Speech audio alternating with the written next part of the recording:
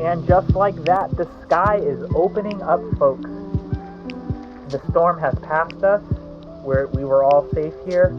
There's a lot of downed trees in my town. There's a lot of power outages as well. But the storm ended up going a little bit east of us, more towards Rhode Island and westerly. They have a lot more power outages up there, which is unfortunate. Hopefully we can get the power back online for them.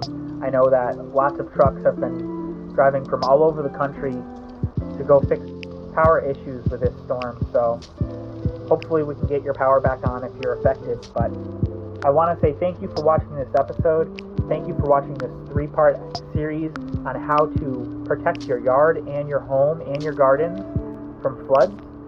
I've captured a lot of water in my systems, big surge of water, but I was able to capture it into my system, and now it will slowly release that over time like a battery.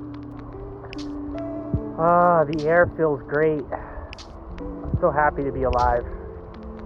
I love this. I love this weather.